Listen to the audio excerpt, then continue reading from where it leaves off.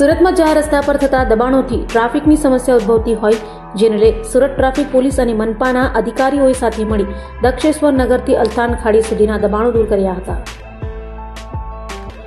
સુરતના દક્ષેશ્વર નગરથી લઈને અલથાણ ખાડી સુધી ગેરકાયદેસર દબાણ કરવામાં આવતા અને 2 વ્હીલર તથા 4 વ્હીલર રોડ પર પાર્ક કરી દેતા ટ્રાફિકની સમસ્યા ઉત્પન્ન થતી હોય છે. તેને ધ્યાનમાં રાખી સુરત ટ્રાફિક પોલીસ અને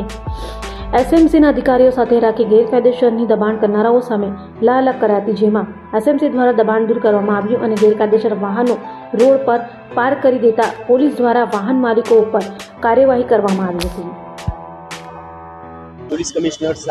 સાહેબ શ્રી સુરત શહેરના માર્ગદર્શન હેઠળ સુરત શહેરની અંદર ટ્રાફિકનું યોગ્ય રીતે નિયમન થાય તેમજ ગેરકાયદેસર રૂપે દબાણ કે ટ્રાફિકમાં અડચણરૂપ કોઈ વાહનો ના રહે તે માટે આજ રોજ એસએમસીના સંકલનમાં રહીને દક્ષેશ્વર 4 રસ્તાથી માંડીને અલથાણ ખાડી સુધી દબાણ દૂર કરવાની કાર્યવાહી હાથ ધરવામાં આવી રહી છે, જેમાં રોડ પર જે લારી ગલ્લા કે અન્ય દબાણ જે છે તે એસએમસી દ્વારા દૂર કરવામાં આવી રહ્યું છે, તેમજ જે 2 વ્હીલર કે 4 વ્હીલર વાહનો અયોગ્ય રીતે દબાણરૂપ પાર્ક થયેલા છે તે વાહનો ક્રેનના માધ્યમથી હટાવવાની કાર્યવાહી હાથ ધરવામાં આવી છે, તેમજ એમવી એક્ટ હેઠળ કાર્યવાહી હાથ ધરવામાં આવી રહી છે. સુરત શહેર ટ્રાફિક પોલીસ વતી તમામ સુરતના નાગરિકોને અપીલ છે કે તમારા વાહનોને રોડ પર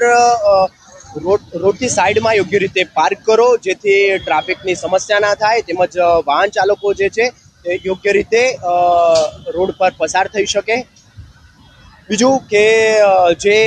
લારી ગલ્લાવાળા પણ છે કે જે રોડ પર યોગ્ય રીતે દબાણ કરતા હોય છે તેઓને પણ અપીલ છે કે